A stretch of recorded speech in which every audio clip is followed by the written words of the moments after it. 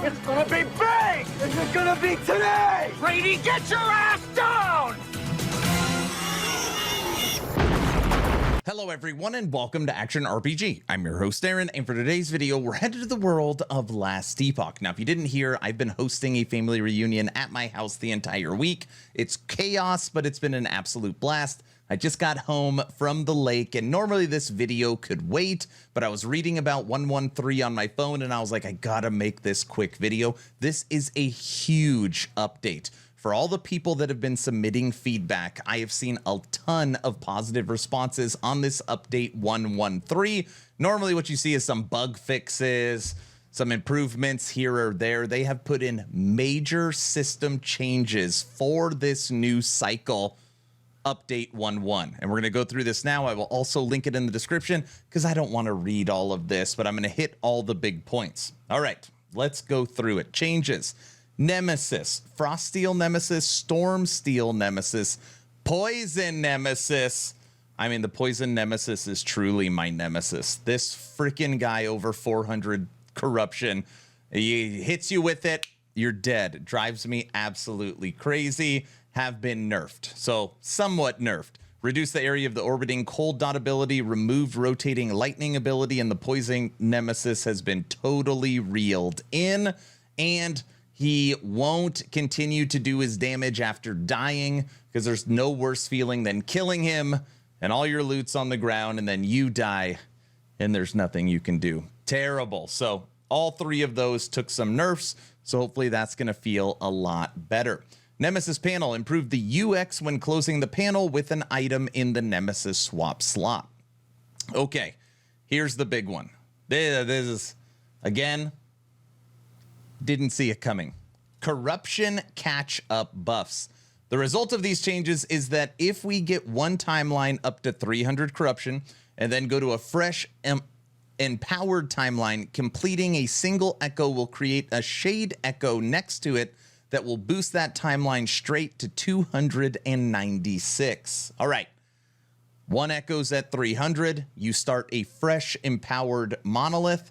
You kill one, or you complete one echo, it'll automatically create a shade that'll add it or get it to, I guess, plus 196, so then that you can match it to your other 300. An absolutely true catch-up mechanic. Bonus corruption based on the difference between the highest corruption timeline and the current timeline is now always 95% of the difference. This used to be capped at 60% and the distance farther away. So just going to be way easier to know now, and how to push it is going to be a lot easier as well.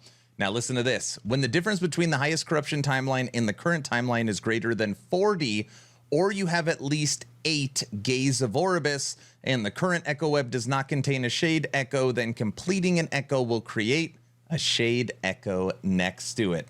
So normally you just have to continue to just grind and grind, you know, beat 10, 20 echoes to get far enough away from the center to actually trigger a shade echo. Now you're going to be able to do that based upon the new catch-up mechanic. It's going to be awesome.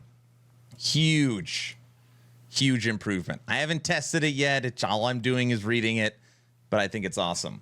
Another thing that's been asked about over and over and over again.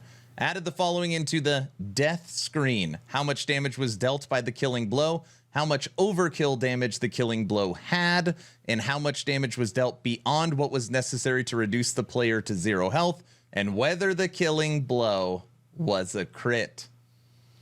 So you could see, like, dude, that hit me, and if I had 200 more life, it wouldn't. Or maybe it hit you and you needed 10,000 more life, there was nothing you can do. So some of these mechanics where it's like a one-shot mechanic, is it truly a one-shot mechanic, or can I tank some of this? More information, the better. Okay, enemy balance. EHG has been looking at the hardcore ladder, and obviously looking at what enemies are killing hardcore players. And you shouldn't reel in all of them, but maybe some of them are a little out of whack. Bitterwing and Gloom Screecher bats, Blood Scorpions, Forged Soldier, Gorgon, Harriet, Offsprix, Light Mage, Offsprix Warriors, Sand Scorpions, Scalebane, Solar Archers, Spine Hunter, Stormcrawler. Oh man, Stormcrawlers. These are the little lightning crabs that have the beam. Thunderstalkers, Scavengers, Undead Hydras, Void Prophet, Void Fused Armor, Void Fused Earth, and Shamans have all been nerfed. So, again, you don't want to make the game too easy, all right? I'm not saying that I'm overly excited that all of these enemies got reeled in. Some of them should feel like a threat, and I'm sure they still will be, but the hardcore players, I think they are really, really going to like that. Every enemy I just mentioned took a nerf. And honestly, they probably needed a nerf with EHG looking at it. Enemy damage over time balance. So Spires, ground area deals 21% less damage over time. We know this. You're dealing with the Nemesis. You turn to take a sip of your drink. A Spire hits you and you're literally dead in 1 second. Now maybe you'll be dead in a second and a half. I don't know. Scalebane, Sorcerer, their Poison Sphere now only applies 2 stacks of poison from 3. Lightless Arbor, Poison Shade of Oribus. All of these enemies are getting reeled in, so less damage over time. Now, I thought they were going to put in, like, I don't know, new scaling for damage over time and do something different, but it looks like they're literally every enemy and boss that does damage over time, they're reeling them in for our convenience. Skills. This one is hilarious. I am extremely surprised. So Shield Bash.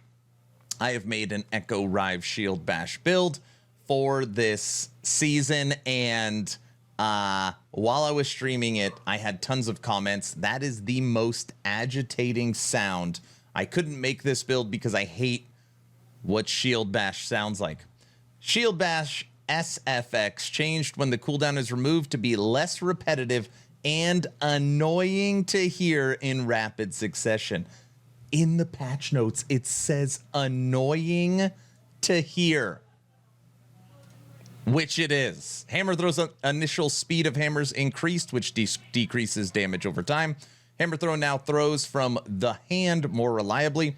Updated VFX for base cold and physical versions of Avalanche. Systems says, when you abandon an SCF challenge, the most progressed Forgotten Knights faction between SFF and SAF will be carried over. UI lens tooltips are now visible when equipped in the observatory panel. That's pretty cool for COF. Bugs, harbingers of ruin. They just updated some when you're not progressing and a couple of things they fixed. Nothing big. Nemesis, they fixed some bugs here as well. There's another good one in here. Oh, we're almost there. Animations in VFX. Fix the VFX and animations for various enemies and Aberoth. Little update on controller. Fix an issue with gamepad where toggling dropped items details did not work properly. This one. If you are an OG of Last Epoch, you will understand why this is awesome.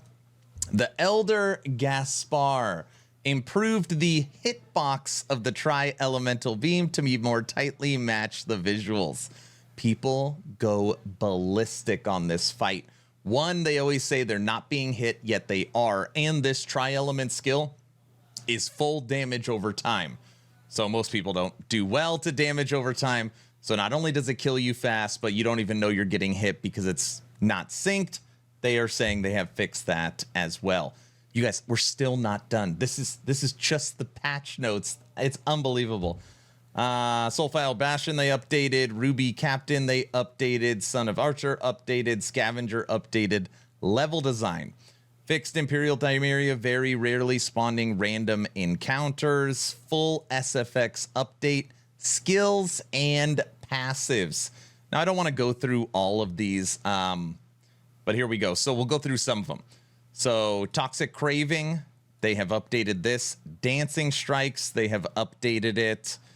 What else do we got? Fix a bug where abilities would sometimes fail to cast due to mana cost in online play. Fixed a Ring of Shields not being visible.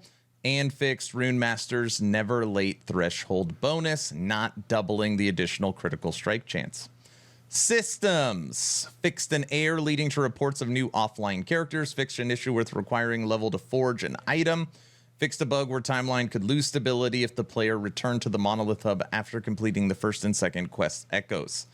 Full updates to the UI, improved cosmetic store item details, fixed a bug where the main menu close button would not be easily clickable, fixed a bug where the player character would move to follow the mouse when dragging to the scroll bar, fixed a bug that would lead to garbled item labels and air spam.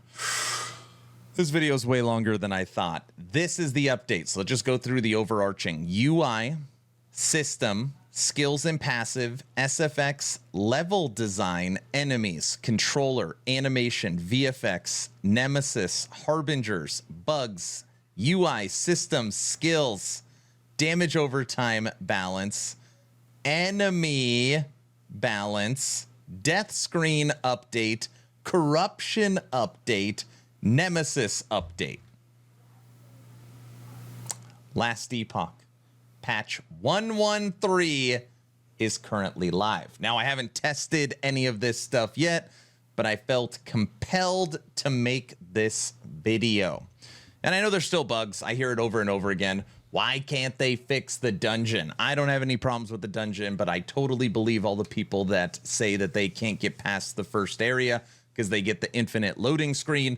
So hopefully that's the kind of stuff that has been taken care of. But all in all, I read through the comment section. A lot of people are very excited. Obviously, EHG continues to balance and update Last Epoch. We are now over 2 weeks since Cycle 2 dropped Harbingers of Ruin, and we are having an absolute blast. I am now working on updating my Golemancer build.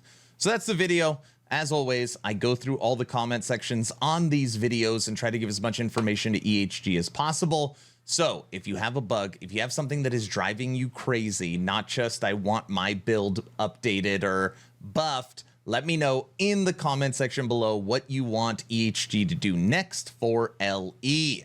Please like, share, and subscribe. Check out the Patreon. It's the best way to support and get into my Discord. Over 4,300 members. We do a giveaway every couple of weeks just for being a member of the community. It is the best place to kick it if you love all things action RPG.